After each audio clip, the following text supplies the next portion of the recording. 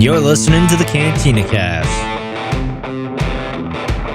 your home for thought-provoking Star Wars talk. Join Albert and Jonesy in breaking down the latest news, trailers, movies, and of course, your favorite characters from a galaxy far, far away. Hello, everyone, and welcome to the Cantina Cast. My name is Albert Padilla, and this is episode 433, our final review breakdown of the Bad Batch Season 2 trailer. And not only were we going to do just the trailer, we're going to do the extended trailer. And you were at one of them. You got to actually see one of them. I did. You were just venting your grief here not too long ago about how that turned out. So yeah, we'll talk about that here in a minute. Yeah.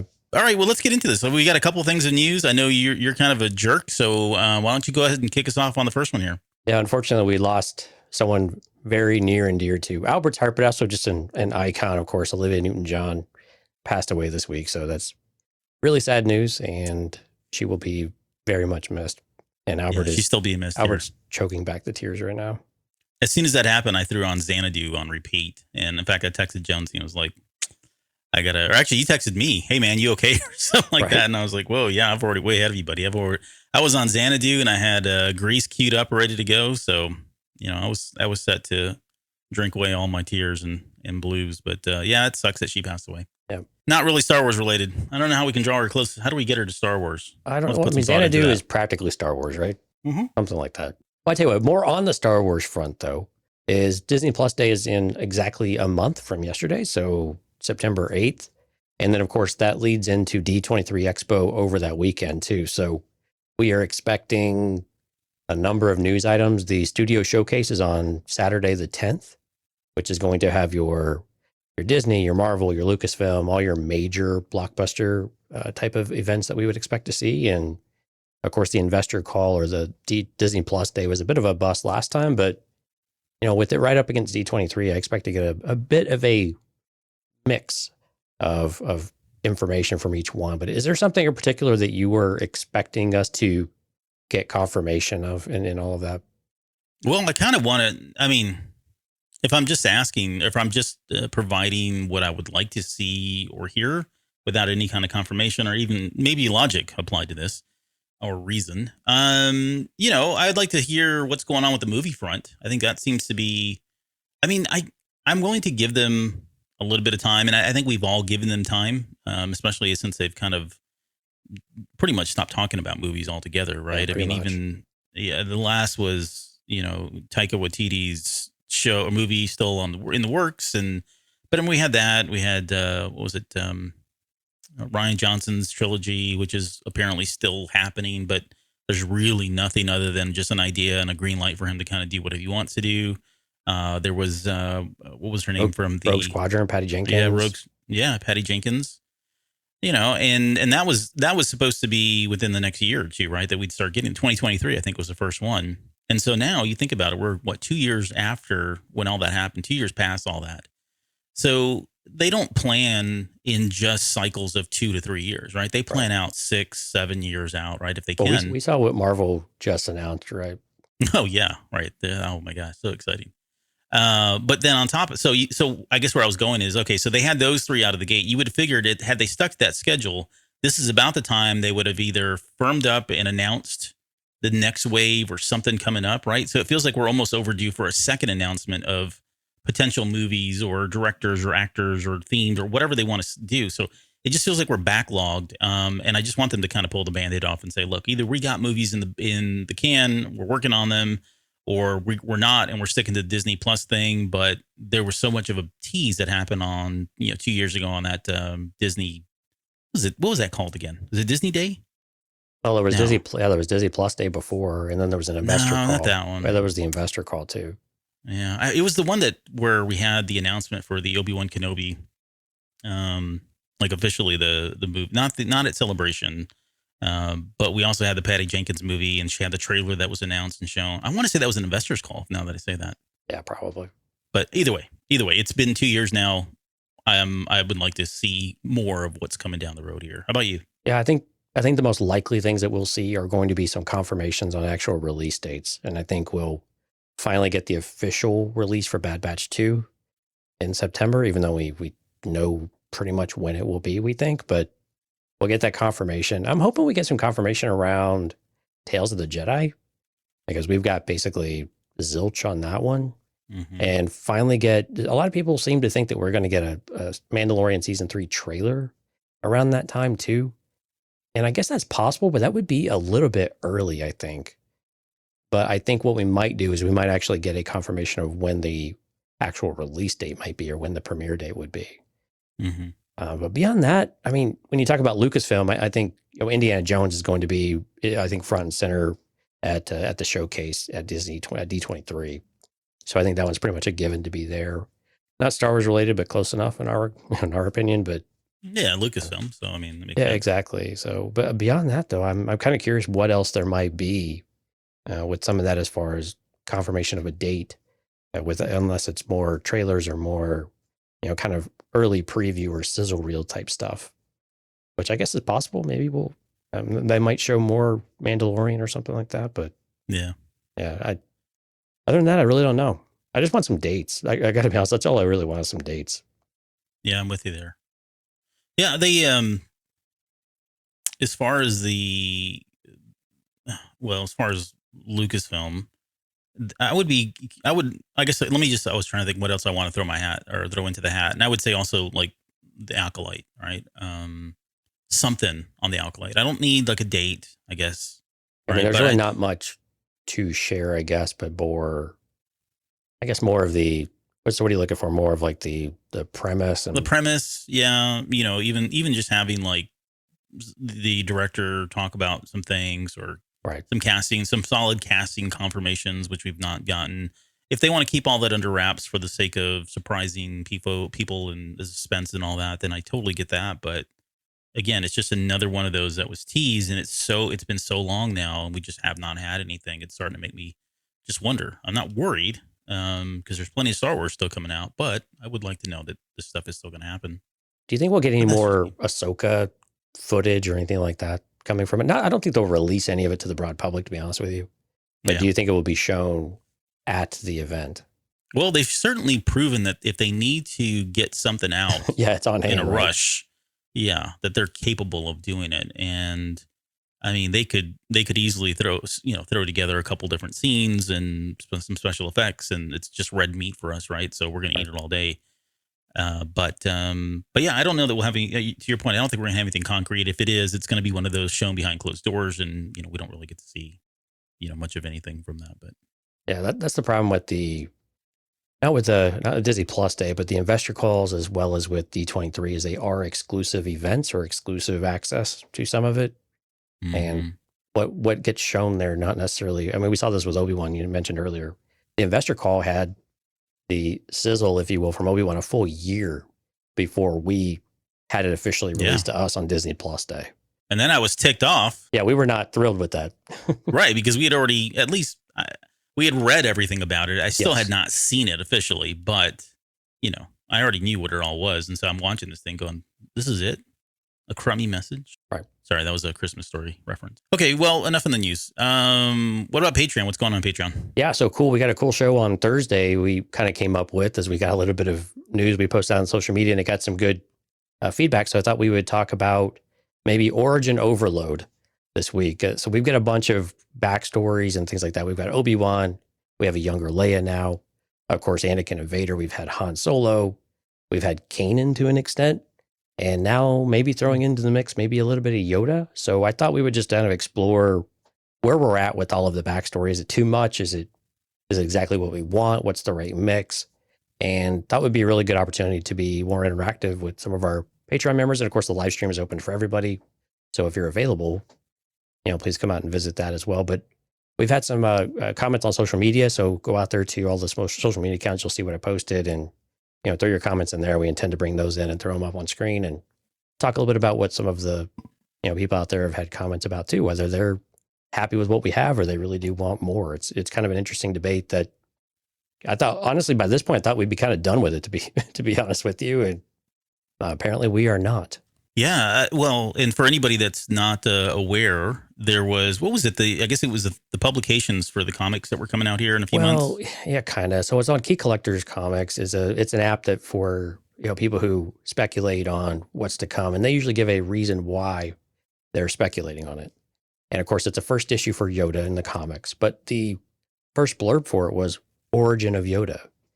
And again, that doesn't mean that that's exactly what it is. That's someone's opinion about it. But usually they're fairly well informed and they try to weed through what's rumor and actually post what's rumor. And this has nothing associated with a rumor, at least on there. So again, Solo series doesn't exactly mean any of that. But with Han Solo in the comics, while it wasn't exactly an origin story, Han Solo's father's in it. So, I mean, there's usually something. And Yoda's lived a long life, so it could be anything. But yeah, we'll get into some of the speculation on what it could be and what it could not be when we get into that Patreon show. But I think the discussion is still worthy of having, because I've got some opinions that it may surprise some folks on how I feel about this. But I've been a staunch supporter of don't ever tell Yoda's story. There was just something mystical and about that. So as Lucas felt as well.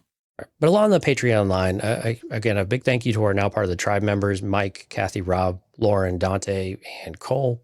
And then, of course, the Rod tier, the Delusions of Grandeur tier. Mr. Rod, thank you so much. And again, on August 18th, here in a couple of weeks, or about a week and a half, we are going to do our From a Certain Point of View again with the Rogue One top 3 moments. And we have 2 of the 3 slots filled. So if you are a part of those top 2 tiers, please check Patreon. Let me know if you're available. If no one's available from that, then we will, take some. We'll approach some people and see if they're available and go from there. So, but if you'd like to have a first crack at it, please go check out patreon.com/thecantinacast, where it's easier to remember for me. Cantinacast.com/Patreon, and check out those top 2 tiers, and that will give you an opportunity. And then I can ping you and say, "Hi, welcome to the club." Mm-hmm. You're now part of the tribe.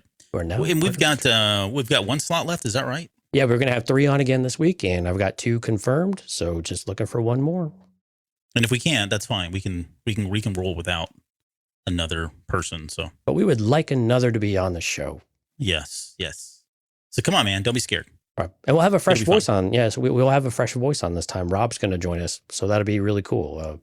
So we'll have a little shakeup of what's going on, and got Lauren so far on board too. So Lauren's here. Yeah, and Lauren's here in the chat along with Jorge, Rob, and Jonathan. So pretty exciting times. Okay. Are you ready to talk about this? Let's do it. Let's do some Bad Batch. All right. So first off, we're obviously well behind. I mean, we've been trying to get to the backlog. I think the only thing we have left to talk about from Celebration that we've not spoken about at this point will be the High Republic Phase 2. Tales of the Jedi, I think we haven't talked about either. Oh yeah, we haven't talked about Tales. Not that there's a whole lot there to tell, but yeah. Sure. But yeah, so this is one that is interesting because there were 2 trailers. Like I said, there was the one that was shown and released to the public the day of Star Wars Celebration, and then if you happen to have gone to the Bad Batch, what was it called? I forget the name of the title of that particular. The Bad Batch. Was that what it was called? Yeah. Okay. Well, you went to that one, right? And I know you kind of tell us your thoughts. Give us your thoughts, the experience of it. I think it was one of the very few panel or shows, or I guess panels or whatever that we got into. But I think it was the only official, like the big one that we got on the main stage. It was cool. I mean, it's always cool because you go up there and D. Bradley Baker's there, Michelle Long is there, and Dave Filoni, and so I mean, you get the kind of the normal characters there of talking, and D. Bradley Baker is such a character anyway. He's always amusing and lots of fun to kind of. He's always doing the voices and whatnot. Yeah. And what was really cool is they actually did a reading from, I think it was from last season's Bad Batch, but they actually did a live reading with Michelle Long and D. Bradley Baker, and he did all the different voices like on the spot. And awesome. So that was actually kind of cool to see a little peek behind the curtain a little bit. But when they do the trailers, it's kind of a mixed bag.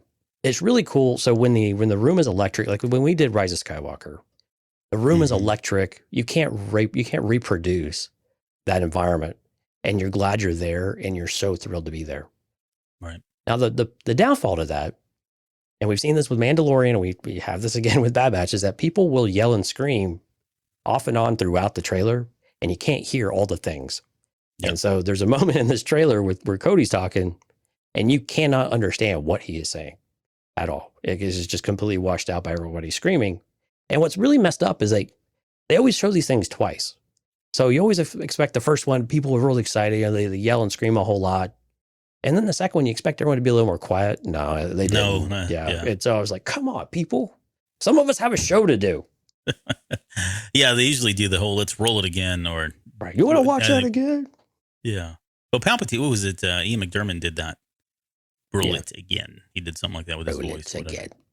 Yeah. It was really cool. And it was cool that we did get an exclusive Celebration trailer that has not been shown. Now, most of the footage came out in the official trailer as well, but there are a few things in there that were, of course, everything was arranged much differently, but there were definitely some other scenes in there. Like we got a lot more Cody in the Celebration trailer than is in the official trailer.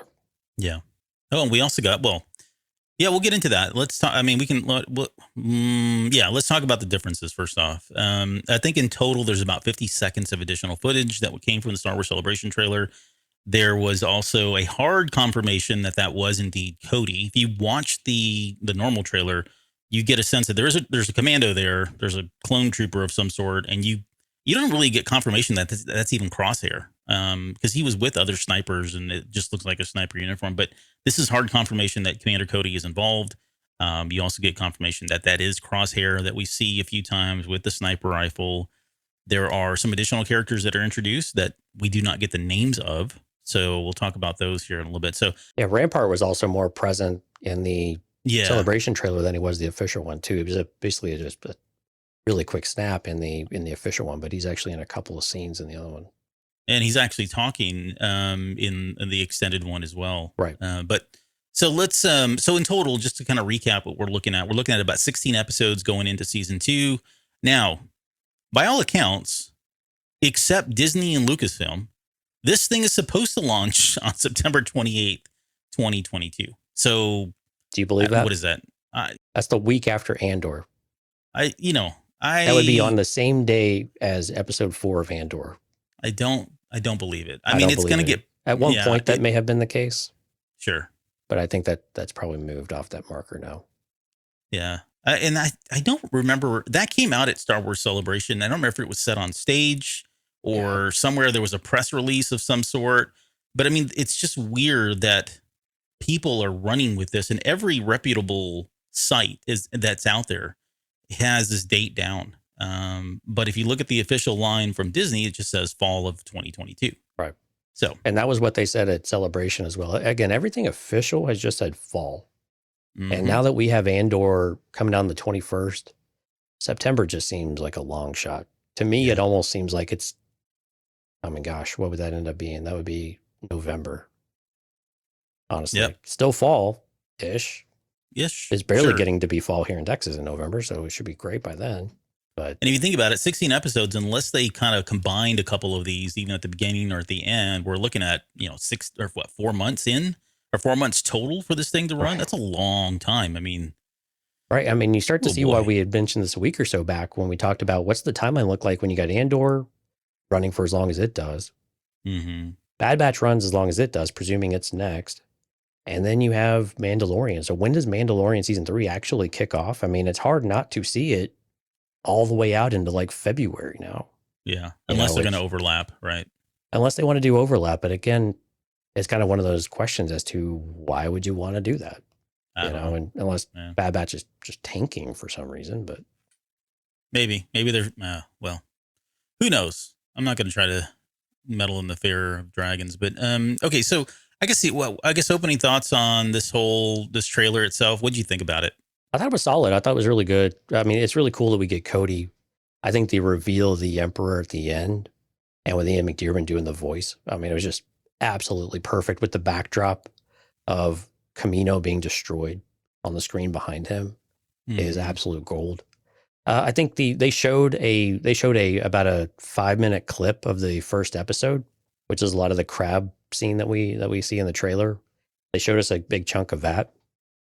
It wasn't anything crazy great or anything. It's like a little supply run, nothing really crazy about it, but it was solid. I think we get to see a lot more of Omega, and seeing where she's at now with this progression, I thought was really, really cool. And Yeah. It's really cool seeing her place in it, but also you get this vibe that, you know, some things are still not right. And of course, over 16 episodes, that's going to be the case. But I think overall it's pretty solid. I don't think it was anything really crazy great, but you know, I don't know that I'm sold on the new uniform colors or the armor colors. I think that's a little bit interesting, but glad there was a bit of a shakeup in that regard. But you know, overall pretty good. I think the most compelling storylines there are still Crosshair seemed to he got lost in the shuffle, even in this trailer, and all of a sudden I was like, oh crap, we still have Crosshair to figure out, you know? Yeah. And so I really hope that becomes more of a crux of the story.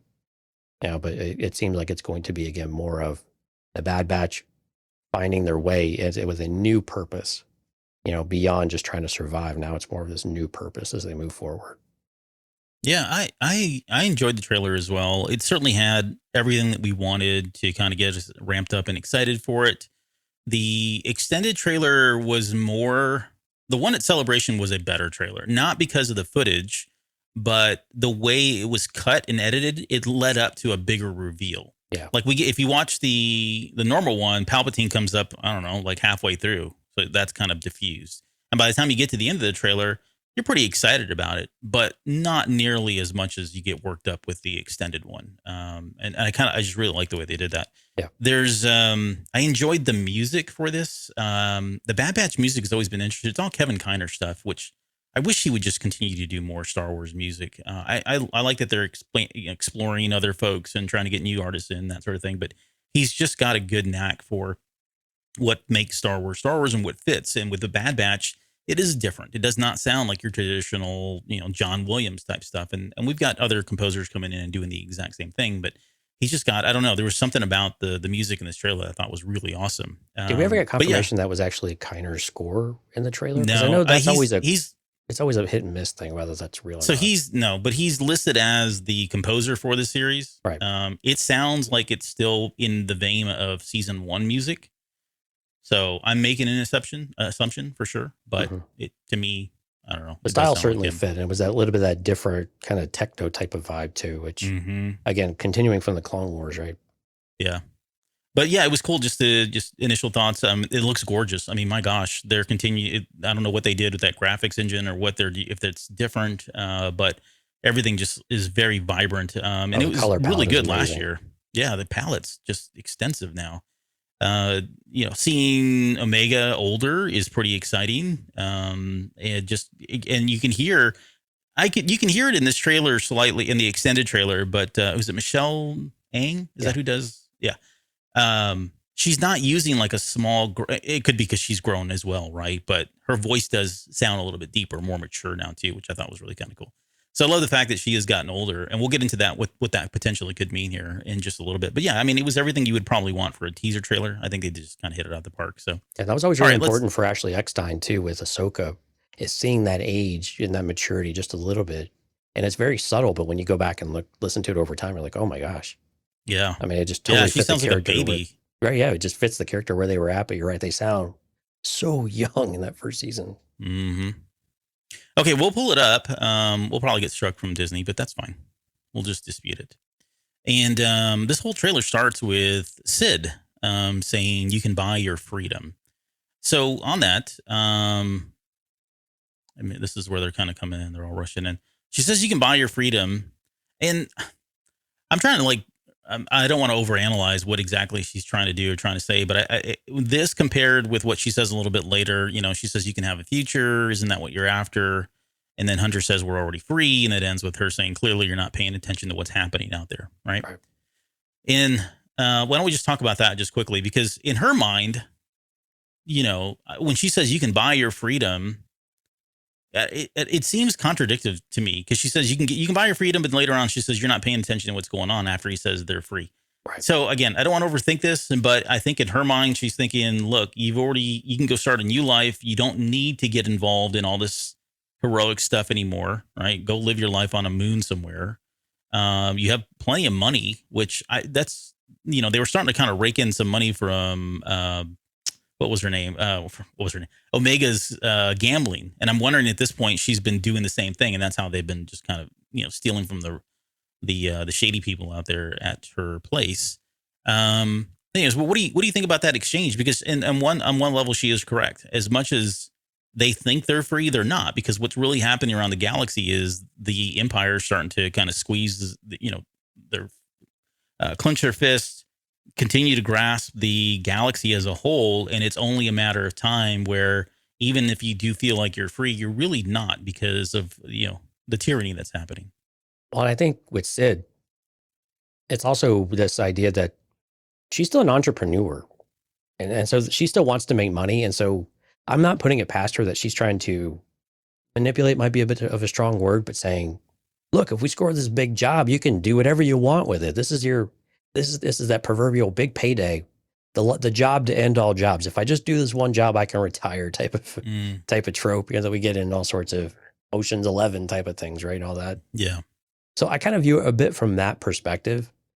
But again, if those types of saying that you can buy your freedom and whatnot, I do agree with where you're going, though, is that the perspective of Hunter saying that they're free, they can do what they want. And Sid's point of view of the galaxy is actually constricting around you. You just don't know it.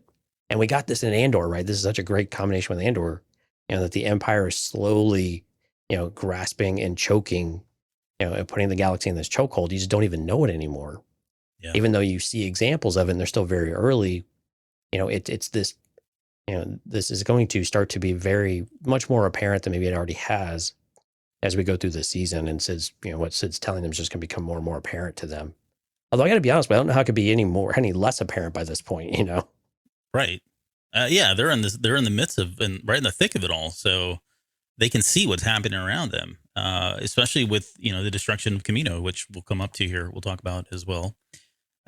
So interesting, I guess, in this first scene when they're kind of coming in, they're attacking these robots. You can kind of see them on the right-hand side. These robots show up a little bit later. It's part of all that scene, part of the same scene. But of course, what's kind of cool is you got Echo leading here in the front, but the big kind of, moment is right there when you see Omega, who doesn't look like she's that much taller, although she seems older. So maybe she's not growing as tall as she is out. I don't know if that makes any sense. Right. But she's wearing armor of some sort, and she's got a helmet now, so that's kind of cool. And she's carrying the bow that she picked up in season 1. She was pretty proficient at that a little bit later. Oh yeah, she's definitely grown as a soldier, I guess. Mm-hmm. So that's good. Let's see. We go to this next scene here where they're kind of standing over what looks like, I guess they're looking down on a valley. This gorgeous shot right here. Yeah, this doesn't look like any place that I'm familiar with. Could be wrong. Galaxy's pretty large. But this, who knows? Maybe they're going down there. You can see like these little huts. Right. You can't really see on this screen because the resolution's not as high. But if you go watch it, it looks like there's a village of sorts down here. Maybe a river that's dried up of some sort, or I don't know, ravine. Yeah. And all these lovely like blue canopies. Yeah, I don't know if they're trees or whatnot, but yeah, this blue kind of vegetation coating some of it is absolutely gorgeous. And this is where you can also see their new armor. So what is it that you don't like? Is it the orange color? I just don't understand is it the style of the armor? No, I think it's the color palette. I just don't understand they're all being a bit more unique maybe, but I hope there's a reason behind the weird clown colors that they've kind of picked, because it seems like black would have been the most effective. Yeah. Like what we have with Crosshair. Right. So I just don't know. I just don't know that I understand it. Yeah. Yeah, we'll get some better shots of that here in a little bit. Okay, next scene. This is a couple quick shots. You've got Wrecker looking over at Echo. I'm sorry. Yeah, no, Tech. Yeah. And I brought her out. I got to show you guys. So here we go. The headset, the visor he's wearing. If you look, like here's the SWTOR headset from Razer. A lot like it. Eerily similar, huh? It really is. I wonder if that's where they got it from. So, yeah, he's a big fan of SWTOR, I guess. But, there's really not a lot to say here. I also noticed they got a little bit of yellow accents. In fact, Hunter's blade a little bit later has that yellow on it. Yep. I don't know if we'll get to that here in a little bit. But, and then we've got Hunter looking over at Echo. This is interesting because he's not wearing his armor here. And I think to me, this looks like an attempt for them to kind of go incognito, dress as civilians of some sort. And I don't remember if it's, excuse me, it is in this trailer. At the very end, Omega's wearing the same kind of style of outfit. She's got like a blue denim top and like a red scarf of some sort. But what do you think's going on here? Yeah, I think you're right. I think it's something that they're having to. We saw this a couple of times in the first season too, where they have to get out of the armor. They have to look less like clones at some point. Now they're not going to ditch the armor because there's way too much functionality to it, right? But sure, they can't wear it 100% of the time, especially if they need to go out into town for supplies, or they need to get out and do something, or if they're going undercover, like you said. And the flavor of the trailer that we're getting is that Echo in particular seems like he wants to have them be involved to get, we already know that he wanted to go with Rex and believes that they should trust Rex. And so it seems like the team as a unit will have a decision to make in that regard. And I think this could be one of those, one of those steps of either they're doing something with Rex because we know he shows up a little bit later, or maybe it's just one of those in between moments. But I have a feeling that this is going to be one of those pivotal crossing, what's it called? Crossroads type of moments where they're trying to make a decision about what to do. And whether or not they're in armor or not, I think is just this conversation of, we know what the right thing to do is. Are we going to do it? It looks to me like the boss. You can see Bruce Springsteen here. He's got like the denim jacket and the bandana around his head. Then he's got the red scarf around his neck. Right. I don't know. We're going to start breaking out in Born in Camino. Born in Camino. Where did I go? Where did this go? Oh, so there. Yeah. I don't know. To me, that's what it looked like. Okay. We get our first real good glimpse of Echo. Definitely looks older. Well, this is a lot darker. Yeah. But yeah, she's definitely older. Her hair looks longer. You can kind of see it. And we get a better shot of that here in just a little bit, but her hair looks a little bit longer as well. Yeah. And so for timing, it's believed that this is taking place some number of months after where we left off when they fled Camino.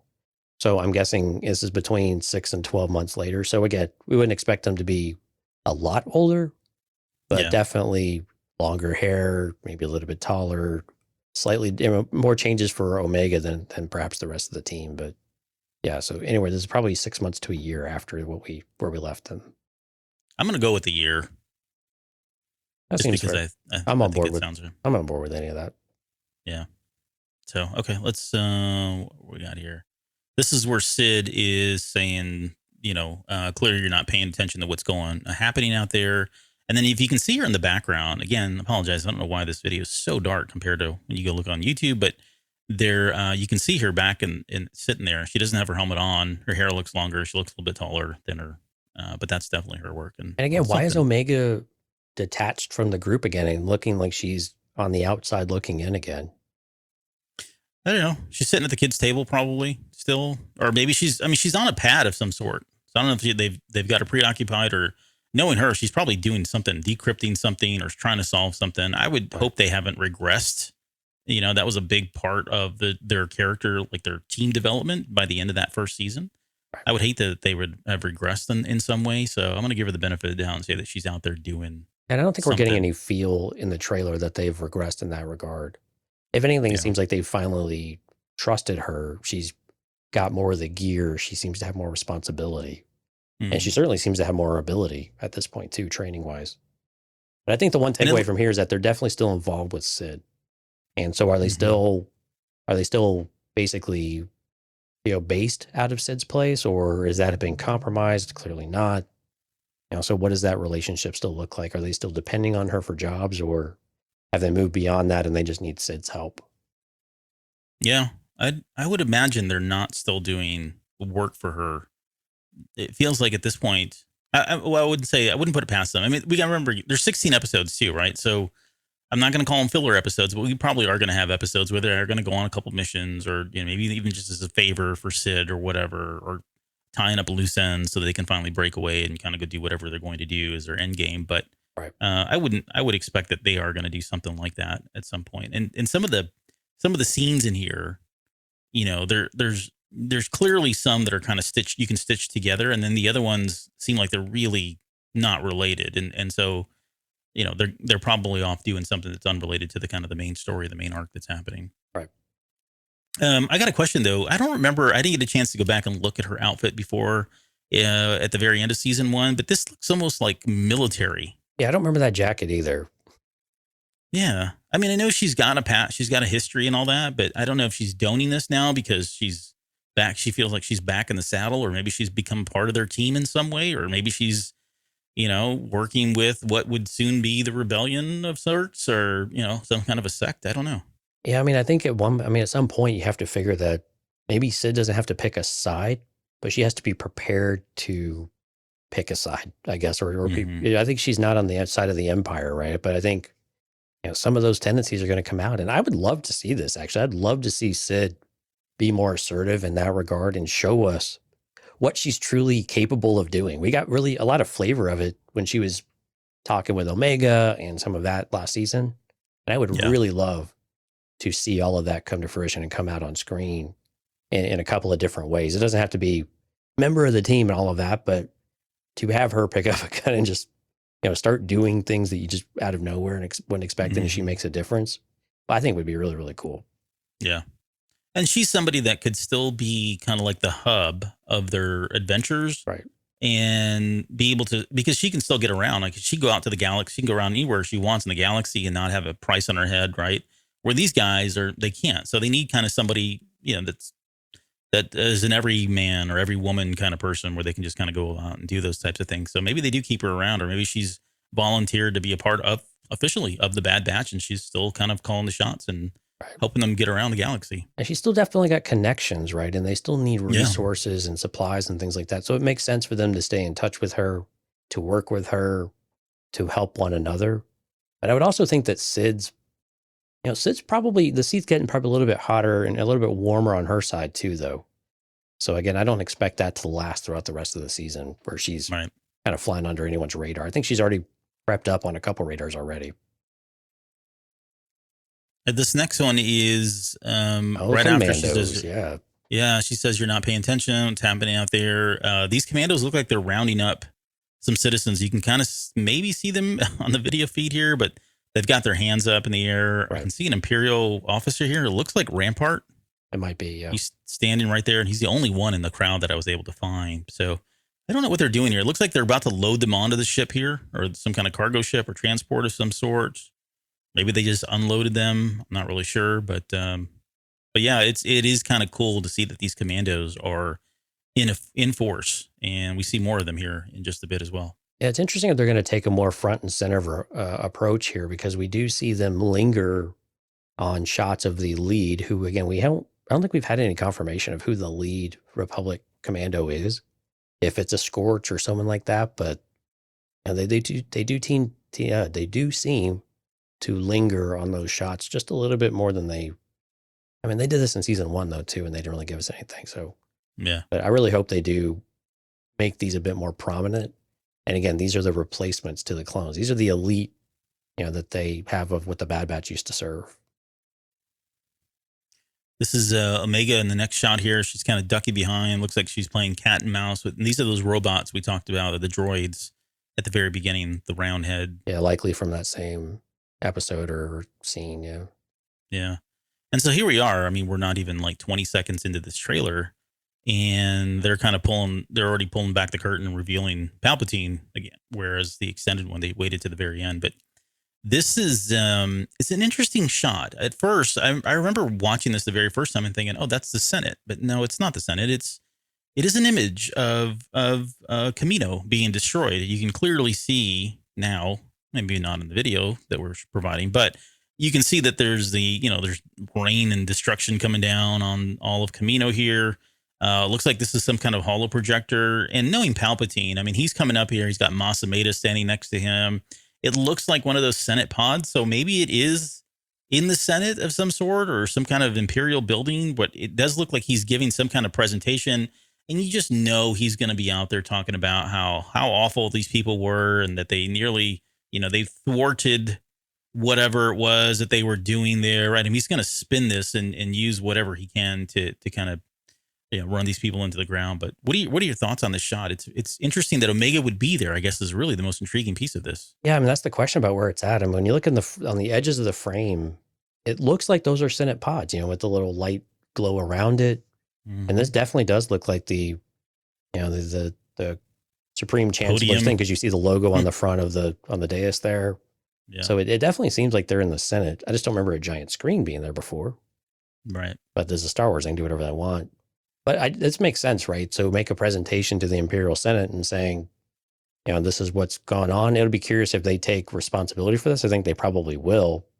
We have destroyed the facilities on Camino, and the last remnants of the Clone Wars are now behind us, and so on and so forth. Maybe they try to villainize the clones. I think it would be great to get some closure around what the galaxy views the clones and what the story of the Empire is for, how they bridge this out to the public about what they're doing, or do they? I mean, not that they have to, but I think from a viewer perspective, it'd be nice to have some sort of closure around that. But how she got here and why she's here on Coruscant, presuming that she's on Coruscant and she's actually here in person. Yeah.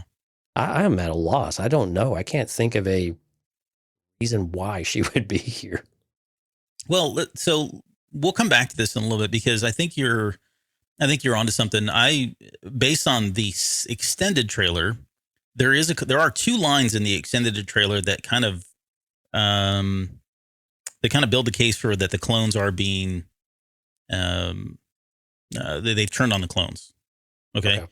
And we'll come back to that, but I have a feeling that's kind of what's going on here. He's got to be twisting this around as, hey, we destroyed them because they were up to something, and now these clones are reckless or whatever. And maybe it is maybe they are kind of taking some liberties with how they've transitioned. I mean, historically, and we've talked about this many times, especially during the Bad Batch breakdowns, but they transitioned out of the clones and they became kind of like the leaders, if you will, for certain groups. And a lot of them went into training.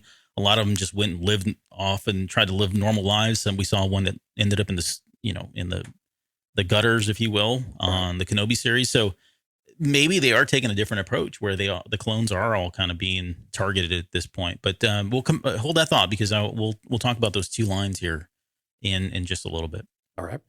Okay, so let's move on. So yeah, we got Emperor Palpatine still coming up here, and there you go. See, streaming this fall. I told you, Jonesy. Okay, now we got the shot with all these drop ships coming in, and it's so quick.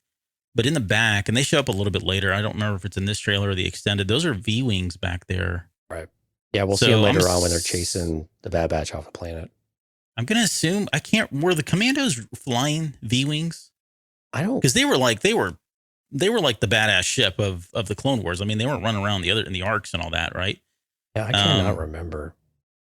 All right. Well, I know they were that was a cool ship to have, and if you had one of those, I mean, you were it. Right. But now I'm just thinking, since we've seen the troopers, the commandos, and we've seen the regular troopers, maybe this is this is how they're kind of coming in. This is a scene that comes up, excuse me, a little bit later. I think this is tied to Hunter, and they're kind of chasing him. And there's another scene, the extended trailer, that we'll get to in a little bit, but we'll more on that here.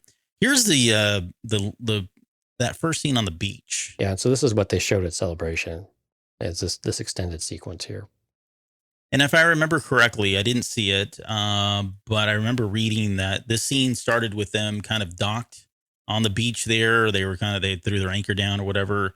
And Omega was there with someone else. But on the beach here, you see Wrecker, you see Hunter, and I believe it's Tech, or maybe it's Echo. I forget now.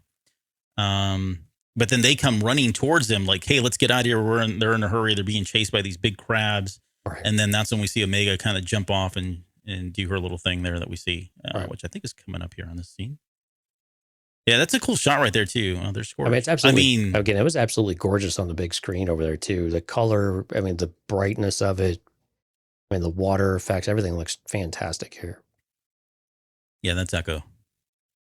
Right. Yeah. So yeah, I think Hunter takes 2 shots, and then Echo jumps over, or rolls. That's what he does. He rolls underneath that crab. So everybody's saying this is Scorch. I mean, everyone. I don't remember where they got this from. Again, I think one person said it, and everybody jumped on board. Officially, I don't think they've said so. I mean, and that's the thing. They're all wearing the same commando outfit. It's just that the colors, or at least the lighting that they chose for them, all really fit Scorch of what he looked like in the Republic Commando series. Mm-hmm. So it's I don't think it is him either, but again, are we going to get... He's got these like yellow pauldrons here, or not pauldrons, but the bracelets or the bracers or whatever. bracers, yeah. Yeah, the gauntlets. All right. Well, I'm sure they've got to reveal who that is. Rob says it's Scorch. It's Scorch then. Well, I guess, if Rob says it is, it must be true. Yeah. But again, some of it is like, doesn't matter. It's just a leader and these are the mindless, right? They're just there to do their job and they're blindly leading. So do they need names and personalities? I think the idea is no, they don't. No, they shouldn't at this point. Right, exactly. I mean, that's the stuff they're trying to chase out of the Imperial ranks, and especially in the trooper ranks, and especially at these elite forces, because they already know the problems that creates with this lingering force, still out there with Clone Force 99. It's got to be a point of contention with them too, right? I mean, you've got all these clone troopers who were bred and given serial numbers, and they've all taken these identities, and now you've got the Empire coming in and saying, no, none of you are unique. You all have numbers. You're just a number like anyone else, right? Whether you're inscripted or not. And these guys are like, no, we are who we are, and that can't sit well. There's got to be something there that we'll see. So here's the first shot of Commander Cody, and that is Commander Cody along with Crosshair. But again, in this trailer, they don't ever say. You just see these two people turn around, and you're kind of left to assume that that's at least Crosshair. Not a hard confirmation that that's Commander Cody. They turn at this family, and at first I thought it was Omega, but it's certainly not. Well, I don't know. It looks like Omega, but her hair is not long. You don't see her hair sticking out in the back.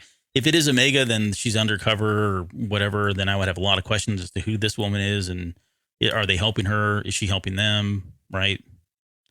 What do you think, Omega or not? I'm gonna go with no. I think it was just probably another family, because I think there's enough differences that the jawline and stuff don't really work. Yeah. Okay. But I guess the real question is, why are Crosshair and Cody teamed up? And maybe the celebration trailer might give us a little more, because I'm curious whether they're even on the Imperial side at this point. Well, yes. Hold that thought too. Okay. I think the trailer does a good job of kind of leading you to a couple of different ways on that. Mm-hmm. Let's see. You got Hunter jumping. He looks like he's flying off this wire here, whatever this rope is or something. And then I don't know who this guy is. He looks like Ultron. I think that was a droid. Yeah. Is it a droid? Yeah, I think it was one of those droids you pointed out earlier. Oh, maybe it is. Yeah. Yeah, maybe.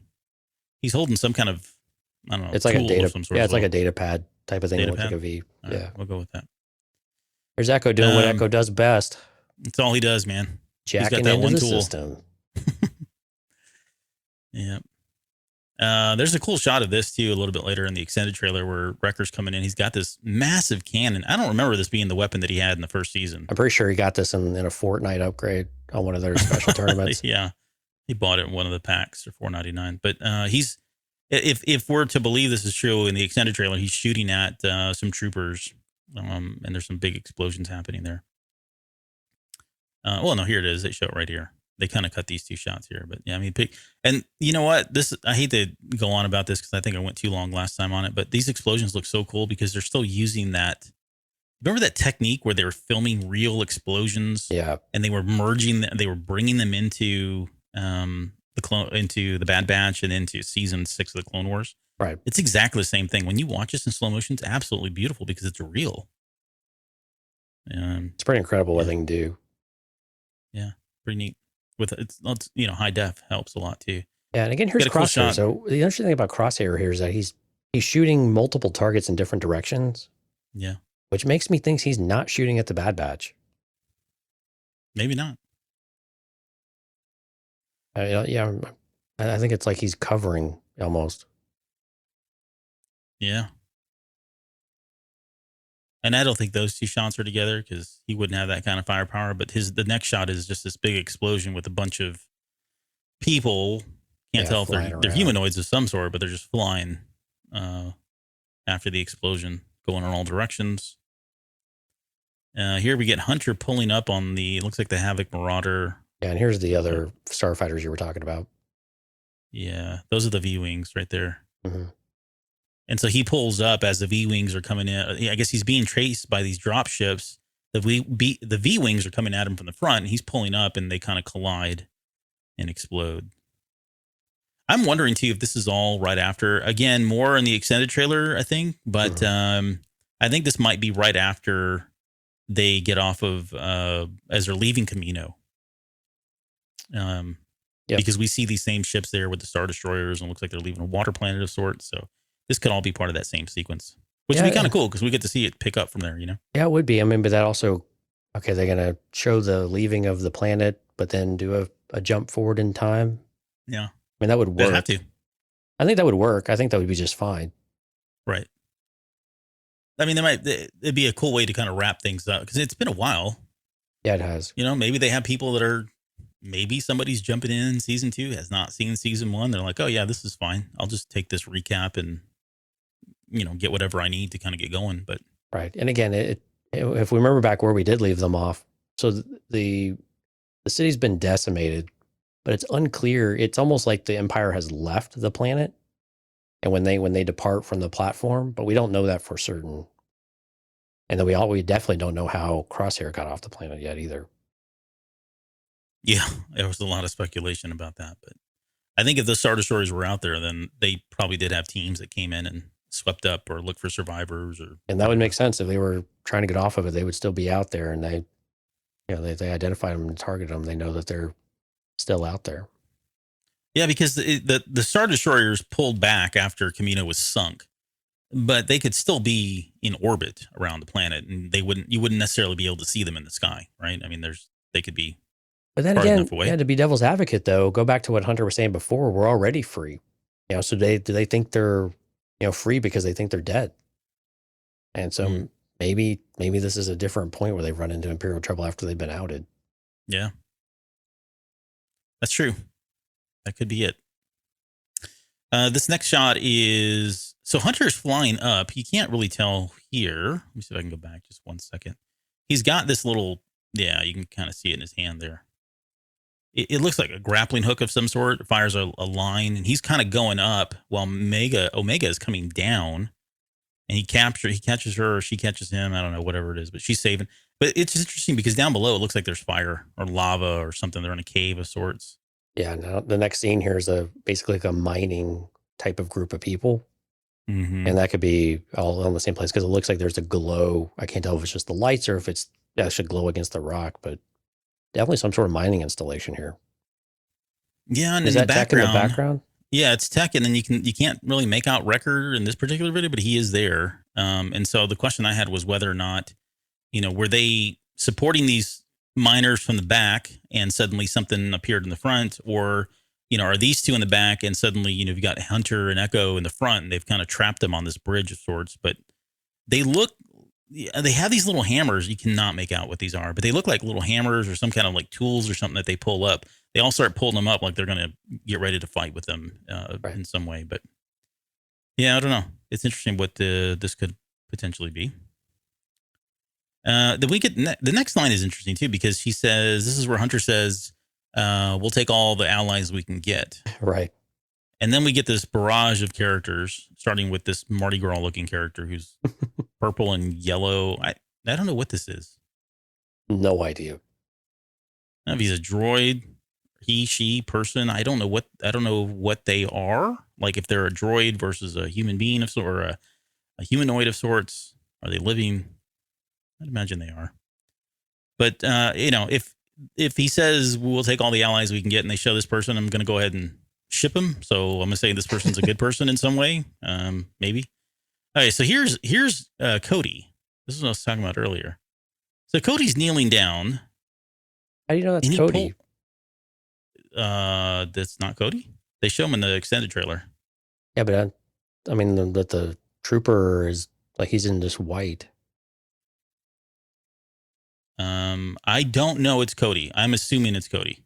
Either way, whoever this is, that's Hunter's dagger, his vibro blade. Right. And then you got, and then the way I was reading this is this next shot is that same person right here.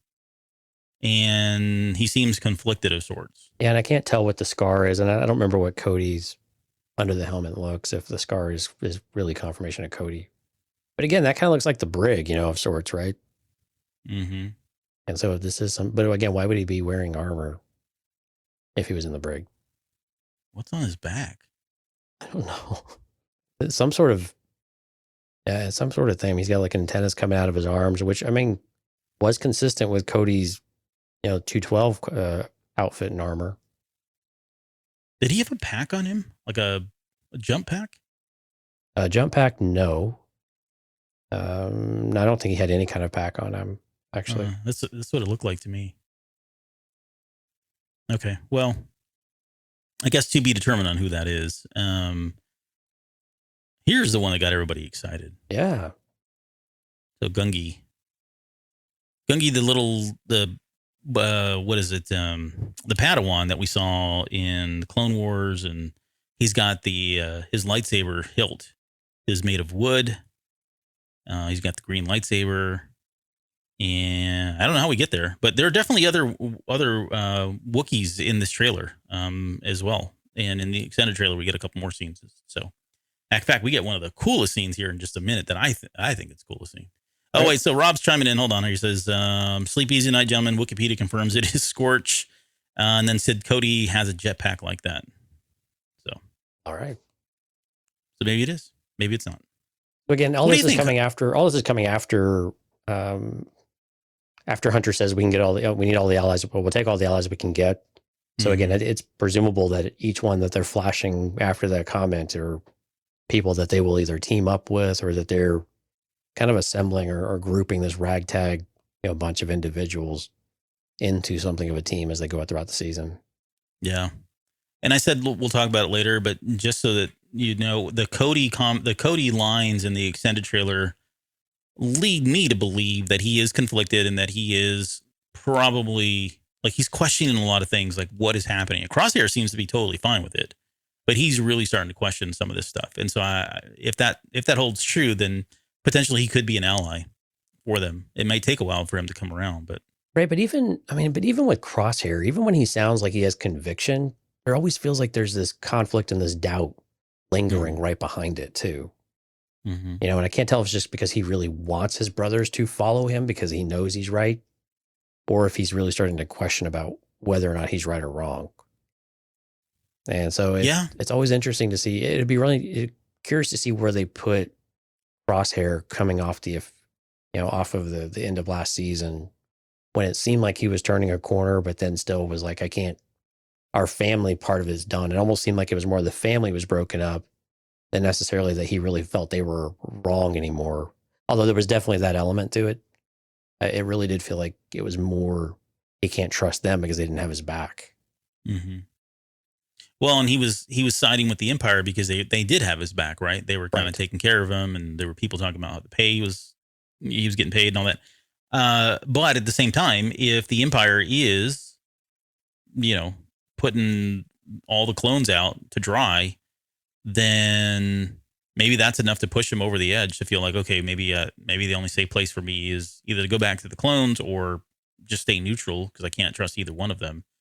But somebody like Cody could be, if that the Empire isn't what they used to be, and even if he is conflicted with Order 66, that could be enough for him to kind of, jump over to the other side as well. Yeah, we know that Crosshair knows what the Empire's doing. They know he knows they're phasing out the clones because he's been training them. Right. And he's not super impressed with them. So exactly. Yeah. Eugene's got a good comment here. Yeah. What are they trying to achieve in season 2? Haven't figured out that goal, or they haven't figured out a goal. Got to be more than just odd jobs. Completely agree. There's got to be something to push that story forward. Yeah. And the only thing is going to be, unfortunately, in the extended trailer, there's a line in there, but we'll get to that. I promise. I keep bringing that up, but we'll get to it. Okay. So let's see. Here we got on the next shot, you've got Omega, and I think she says, what does she say here? She says, let's go. Right. But I don't know who this kid is. He looks like a younger kid of sorts. Maybe a love interest. I don't know. It'd be interesting to see. What is it with you people and love interests? I'm going to ship them. I don't know. But he definitely looks a little bit older than her, but not. Yeah, I don't approve. He's too young. He's too old for her. You still all right, Dad? Yeah. Calm down. We already talked about that shot. And this is interesting too. We got Tech, who looks to be flying in some kind of a ship. And I thought it was a ship at first, and then they cut over to this next shot. And it looks like he's in a race. Yeah, these like pod looking things. Yeah, it's almost like a pod racer, but not exactly. You can see it here in this next shot. Looks like Mario Kart. It does. It looks like a Mario Kart. So I don't know if this is how they're earning money or it's a bet. I'm not sure what is going on here. This is probably one of those side type stories that maybe has a plays into the larger story overall, but is going to be called a throwaway episode. We get more there a little bit later. We get this shot here quickly of what looks like Omega and Wrecker, and they're kind of getting blown from a big explosion. I mean, does that almost look like Sid's place? No, that can't be Sid's place. It's really hard to tell. That would be your best shot right there to see what's in the background. I can't really tell. Yeah. Again, we only see the Bad Batch folks with Omega. And there's somebody in the front too, but I can't tell if it might be one of the other Yeah, I think that's Bad Batch. Yeah, I think that's it looks like Tech. Yeah, because Echo has the And Wreckers there on the left, maybe. Yeah. We'll see. Then we get this shot here of Omega jumping. This is that first part of it where she goes into a slide and then pulls back her bow. All in one sweeping action, which is really cool, firing at that little crab guy. And then, jeez. Yeah, rapid fire of screens here. Right. And that's a Havoc Marauder? Looks like it. Yeah, it looks like it's taking a beating too. You've got Wrecker smashing his fists together, flexing of sorts. Yeah, this is pretty good. All the sound effects of boom, boom, boom, boom. Mm-hmm. I'm assuming this is that race that Echo's in. Looks like it. Or Tech. My gosh, I got to get that straight. Yeah. Tech's in. This racer is not Tech. It looks like some guy. It almost looks like Deadpool. Like a red or Spidey. We get this beast with lightning in its mouth. The heck is that? Any idea? No, I mean, it kind of looked like a blurg for a second, but not with that kind of electricity coming out of it. It's an electric blurg. And then, we get a clone or a clone era trooper, at least, with the flamethrower. Taking out battle droids. Yeah, B1s. Interesting. And my headcanon is like, okay, so maybe Tech or Echo has programmed these B1s and they rewired them and they're fighting them. They're using them as friends, allies. Quick shot of clone running in. If I can get it up here. There. There's some droids in the background. You can't really see them, but they're very thin, tall, and they're lifting boxes or crates of some sort. Omega without her helmet on. Rampart kind of looks like he's executing someone here, doesn't it? Maybe. Cold steel in the eyes, firing a gun. Mm-hmm. Then we get Gungi. Yeah, Gungi looking pretty confident there with the saber. Did I go too far? Jeez, this is like super. These are so fast. It's like there's no. Yeah, there's just a few frames for each one. But yeah, we get a droidica that's taking shots on the shield. We do have some Wookiee rage going on, or Wookiee cheering. Gosh, I can't stop it in time. Yeah, it's rapid succession. So I don't know. I'm trying to stop it on the Wookiee because I want to talk about that. Right there. Yes. Okay, so this is not a Wookiee that I'm aware of, unless they've stylized like, what's his name? Like Tarful or something? Tarful, yeah. He's got a haircut. It does not look like Tarful, but again, it could be just the animation itself. That's a wicked crossbow he's got there, though. Yeah. No, for sure. He's got a pretty darn cool looking crossbow here. But the more interesting thing for me is what he's writing. So did you ever play, what was it? The Battlegrounds or Rebellion? I forget which one it was. It might have been the RTS. I forget. Either way, and this is a legend thing. It's not a canon thing. But the Wookiees had Katarns that they would ride, which were like these dragon-looking things that were, and this is what they rode into battle. And And so to me, it does look like a dragon. Like these are either the wings or maybe the ears. You can kind of see some spikes here as far as what's wearing, but there's maybe no doubt in my mind at this point that this is a Katarn. That's a good catch. Yeah, I think you might be right there. Was it? I can't remember if it was Rebellion or if it was Empire at War. I don't know. One of those. No, it was one of those strategy games. Yeah. It wasn't like a, it wasn't like a first person shooter or anything. But I just remember the Wookiee units would ride in on these things. So yeah, it's a good catch. Be cool if they made that canon. And then the last shot is Hunter putting away his vibro blade. This is where I said this is like geez, man, I can't even pull it up.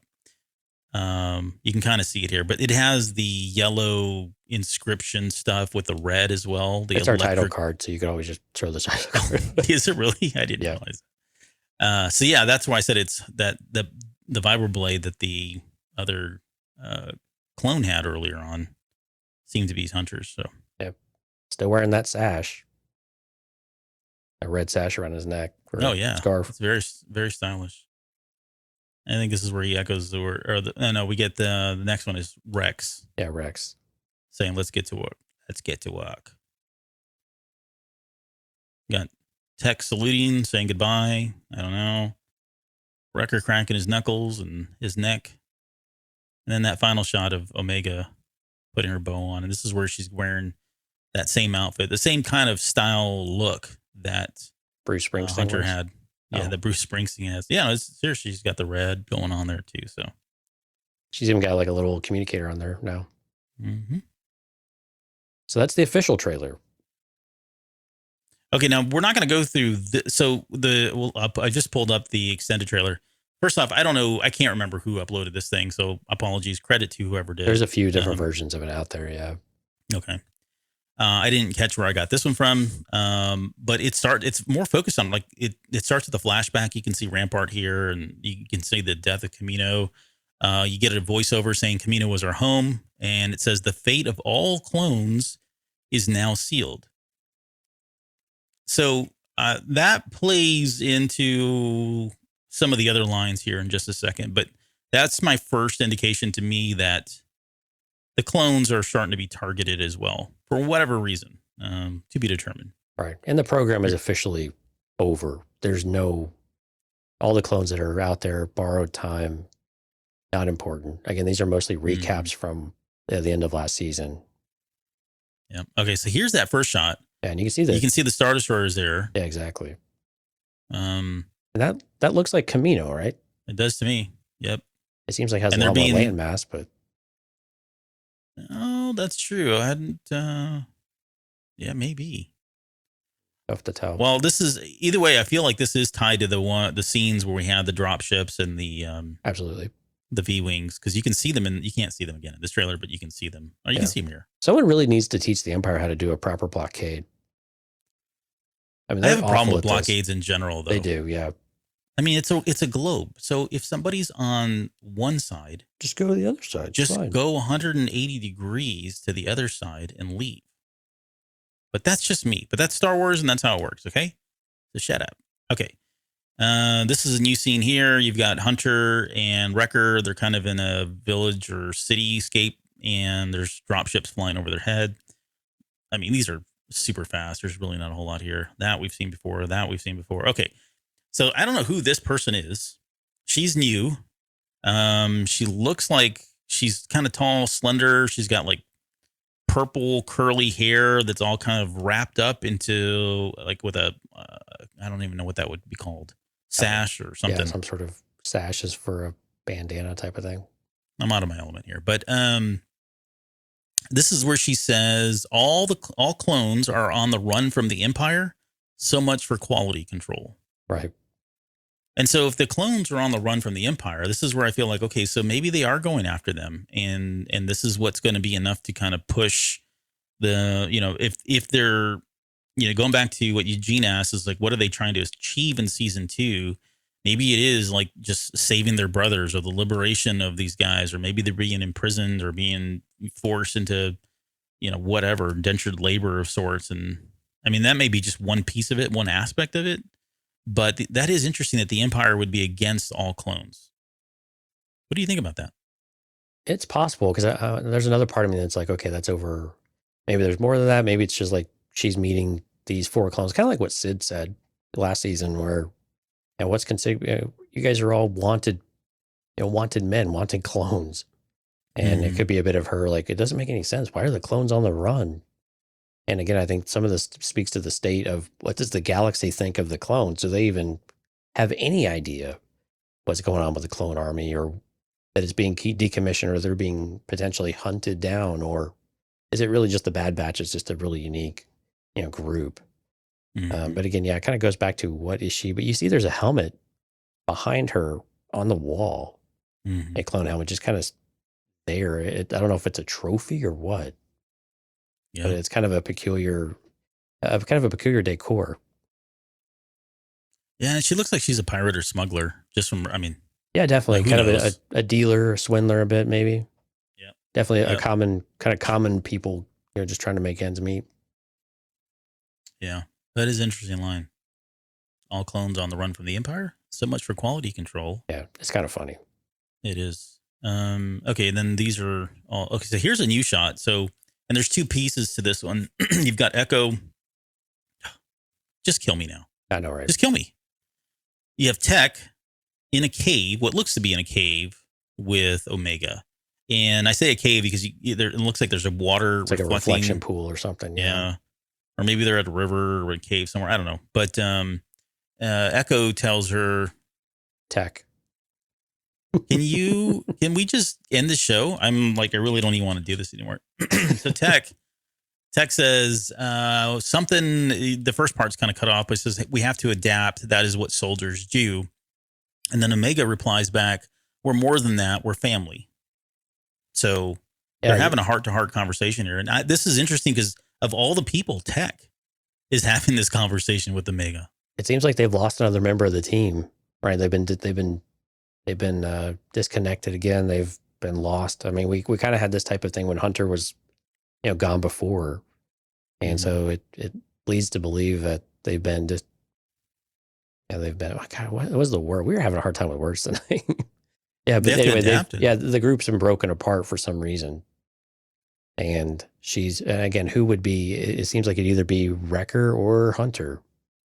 And so, again, seems like it'd make more sense with Hunter if they feel a bit lost, that for some reason they've lost touch with him or something's happened. And again, Tech is having to pick up a bit of the slack here with Omega and saying, this is what we do. When there's something facing us that we don't know what to do, we just figure it out. Yeah. But again, she's always tied back to the family aspect too, that no, we don't just figure it out. We go back and we take care of our own. This is a new shot here. You can see who I think is Hunter and Wrecker. They're kind of backing up and they're shooting these clone troopers. Yeah, they're stunning them. All right, so more stun again, we going on think there. They're clones. It's tough to tell what's a clone and what's a stormtrooper now. It really is, especially right now. No, you're right. So we got that. That's a really quick shot of Hunter jumping on somebody with a knife, his vibro knife. And this is where you said, like, you can see it on her face. Like, she's really down right now about something. Something's not going right. Yeah, and you can definitely, this is where you were saying, you can really tell that she is older with the longer hair. Mm-hmm. I just find it fascinating that Tech, of all people, like, he's so, like, not the person I would think would be having this conversation. So we saw this a little bit last season, though, right? He was starting to come around. No, yeah, and it was. Right. I think it's really cool seeing him to be the one that has some sort of emotional grounding. Because I mean, Echo seems pretty hard where he's at, right? Wrecker is all. He seems a little robotic at times. A bit, yeah, but he also has a very firm. But he also has a very firm ideal of what's right and wrong, about what the right path is and the wrong path. Mm-hmm. Wrecker, like you've said in the past, is kind of like this big child that, he wants to go smash things, but doesn't necessarily have a huge thing, but also has a big heart. So he kind of just goes with whatever way he feels like going in the moment. Hunter's very calculated, but Tech, while very calculated, seems to be the one who's kind of showing that emotional grounding. I like the idea of him and Omega having a stronger relationship. Yeah, it looks to be the case here. That's the Havoc Marauder. It looks like it's taken off from some kind of a spaceport. They don't seem to be chased here. Right.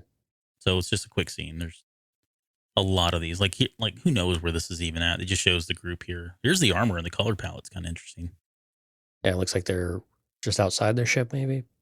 Maybe. Yeah. Can't tell what the staircase goes to. That's her. We've seen that. This is a new shot where he says, "We got that. You got that right." When after she says, "We're family." I don't think the two were tied together. Right. That's the opening shot. We've seen that already. Commander Cody. Yeah, and so now this is So there's a lot of darkness here, and what they did is they gave us the lines of Crosshair. So you hear Commander Cody say Crosshair, and then you hear Crosshair say Commander Cody. So they're kind of, I guess, meeting each other for the first time. We don't get to see it, but we hear it, and this is where everybody loses their freaking mind. Right. We don't get to hear much of that beyond anything else. This looks like a spaceport, maybe an Imperial spaceport of some sort. It's hard to tell. Yeah, I bet. But it is all part of that same Cody and Crosshair kind of scene, or at least the clip that they showed. And this is okay. So here's where this is where that part gets cut. You mentioned there was a part that gets cut out. I saw somebody, and I didn't get a chance to write it down. I'm killing myself now. Someone translated or transcripted what it said, but the gist of it was Cody was questioning what was going on. Like, this didn't feel right. Mm-hmm. And then the only thing that's audible because of the screaming in the scene is Crosshair coming in saying, "They're soldiers. They do what needs to be done." Like, he's justifying the acts that's happening or whatever it is they're doing. And for Cody, it didn't seem like he was okay with that. Right. So I think there is going to be some conflict here between the two based on that. It'd be really cool if we did get a little bit of a Kenobi drop too, if he really has had some sort of shift. But again, this is all beyond the Jedi at this point. What's curious about this scene is it appears to be a clone trooper statue or something on the far right. I wonder if this is Wayland. Do you remember the mountain at the very end of season 1? Yeah. And it was confirmed that it was Wayland because in the audio descriptions, I think it said Wayland. And we did a whole show on this. What was the name of the show? Mounting Speculation. Yeah, Mounting Speculation. It was a Patreon episode if I've got my wires correct here. But we went into all kinds of theories and details about what Wayland is. So go listen to that if you want to know more. Go hit her up on Wikipedia. But I'm wondering if this is what this facility is, because that was, at least in Legends, the Wayland was a cloning facility. And so that would be the only reason I would think they would put like a clone statue that tall, right, within these halls. And it looks to me like he's giving Cody a tour, right? Like, it looks like the way he's walking around, Cody's kind of looking at everything, and, Crosshair is just walking around like he's been here before. He's been here for a while. So I'm starting to wonder if maybe he is kind of giving him the crash tour of what's going on, and he's been brought in to help out. Yeah, can we tell what armor Cody is wearing here, though? Is he in the whites, or is this his 212 armor? It is really tough to tell from that angle. Yeah. I know we see his normal armor later, but I think this might be the black and white. So it might be him that you were talking about earlier. Yeah. Well, he's got that. It looks like he's got some kind of a jetpack or a backpack. Yeah, the pack, yeah. Or maybe that's his elbow. That's his elbow. Oh, well, no, he did turn. You can there see you it go. there. Yeah. Yep. Oh, you're right. Yeah, so that is Cody then. And there's the antenna. Yep. But look at the script. Look at you see that? The writing? Mm-hmm. Do we know if anybody's translated it yet? Well, I don't even think it's Orbesh. I don't believe it is. I mean, it's really blurry on this, so I don't know. It's tough. But let's here you go. You've got these troopers walking around patrolling. Who's that? That's Crosshair in the back. Oh yeah, no. Looking like an old man with a walking stick. Yeah, exactly. That's what I thought it was, a walking stick, and I'm like, who's got a walking stick? But no, it's a sniper rifle. So yeah, there's something. I mean, these old ruins and stuff, right? That's So going back to here we go. We're going to redo the Wayland episode, but in that mountain is where Palpatine. Not only were they doing cloning experiments, but Palpatine was storing all kinds of artifacts and Sith relics and anything he was finding, he was kind of dumping in that mountain. So Right. it was kind of all one and the same thing. So maybe again, this is what we're seeing here are Sith artifacts of some sort, like I don't know, Rhodessa, or was it not Rhodessa? Rosetta Stone of sorts for the Sith. But So does that mean all that right. we will see? What's her name? The Kaminoan. Oh, Nala Se? Yeah, no, I'll say. I think so. I think she's going to be a ringer, a dead ringer for season 2.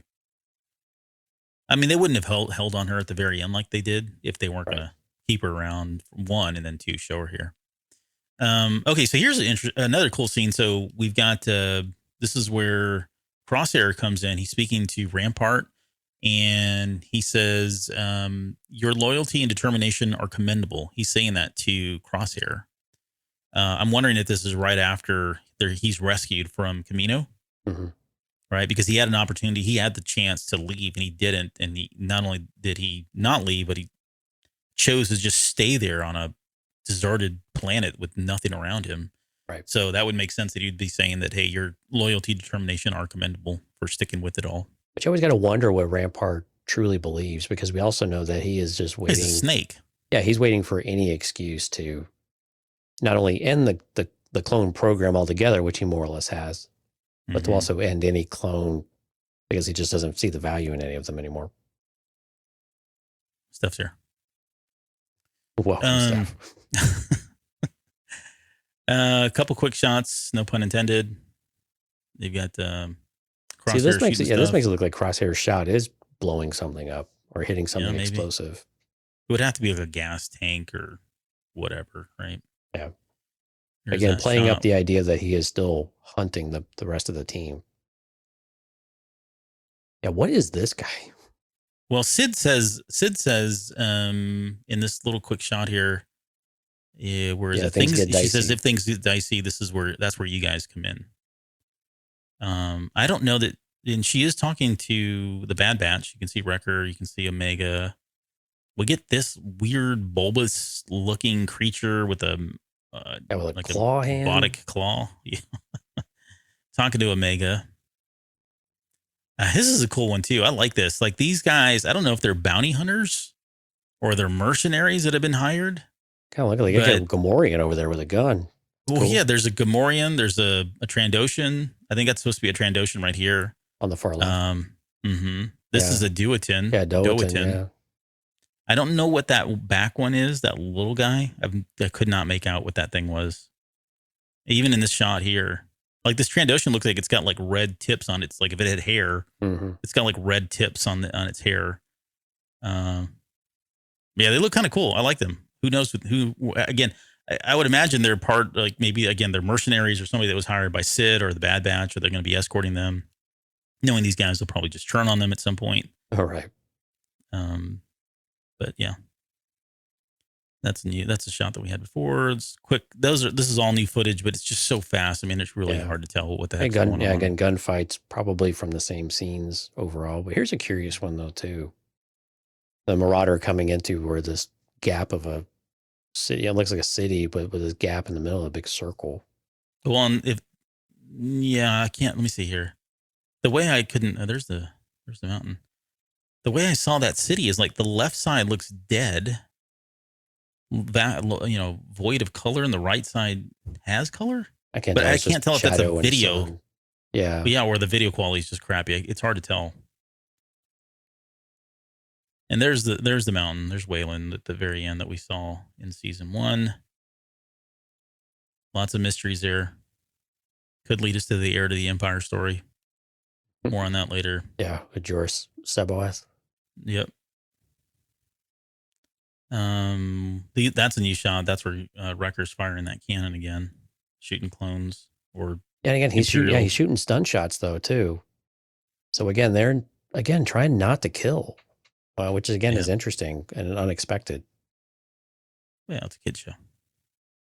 And then this is, I'm just kidding. Well, this is where they cut this next part where Rex says, let's roll or whatever. What is it? Is that what he says?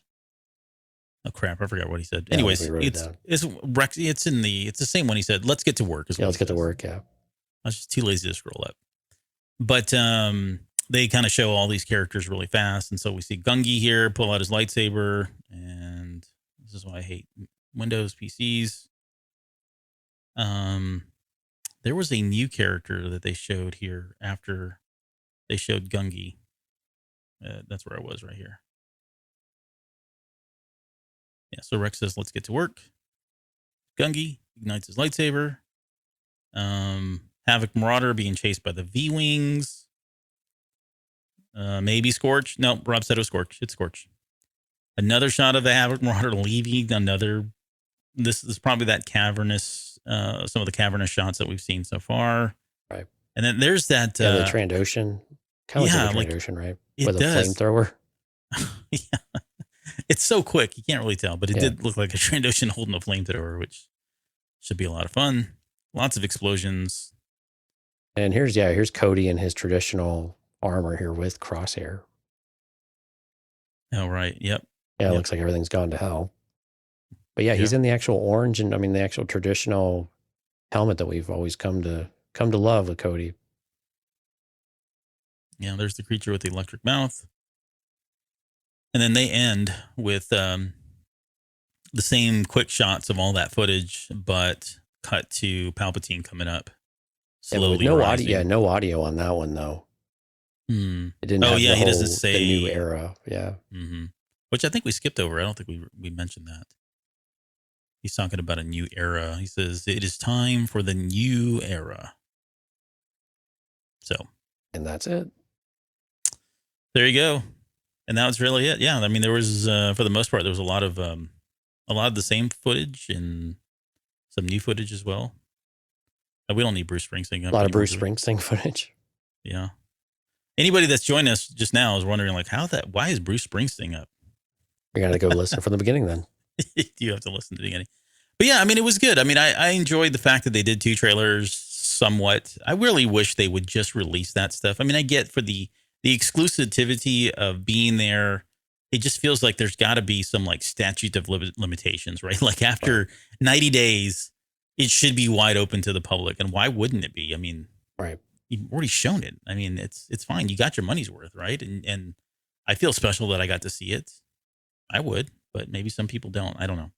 I mean, especially since when you go see those things in person, it's more the experience than what you're actually seeing. Right. And again, they literally released the trailer like the same day. Like that minute, they released a different one.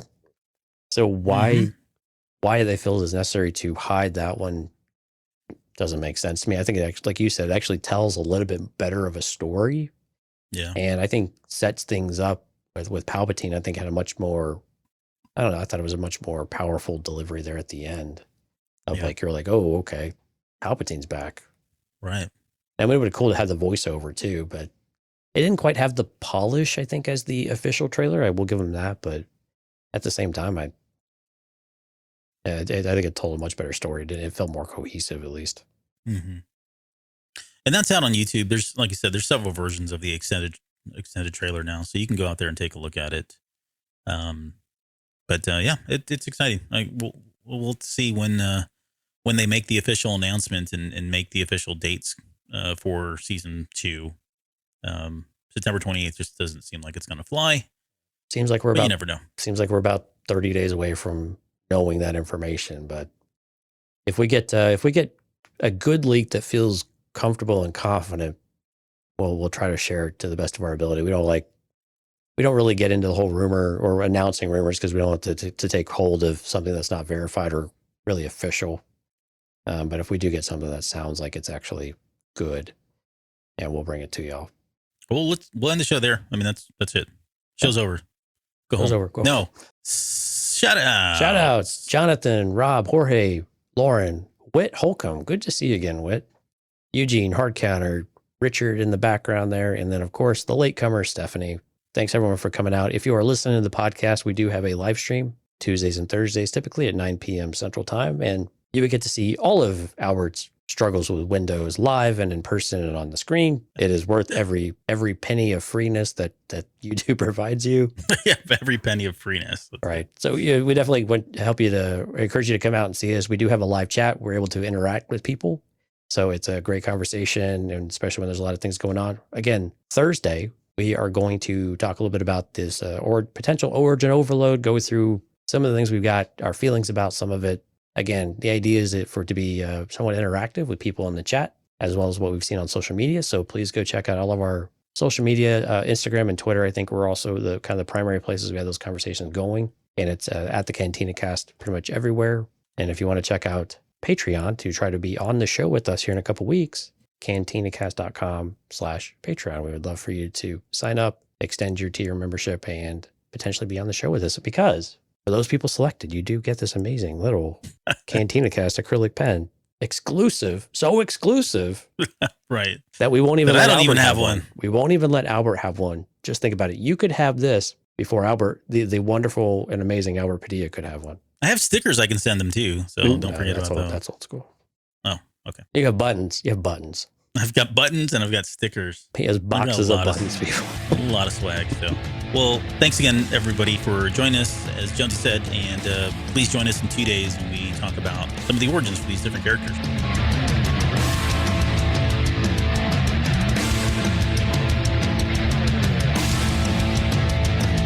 You're still listening? Wow, that's amazing. Well, I'm here to give you the disclaimer. Normally we do a big, long, drawn-out disclaimer thing saying what's what and who's what and all that other stuff, but I think you guys kind of know that Lucasfilm and Disney have no affiliation with us at all, and we have none with them. We talk about Star Wars, which is their property, and all that other good, fun stuff, but I think you can tell which is our stuff and which is their stuff. If you can't, well, then send a lawyer to send an email to me, and I'll be glad to chat with them. Other than that, you know what's what, so that's your disclaimer.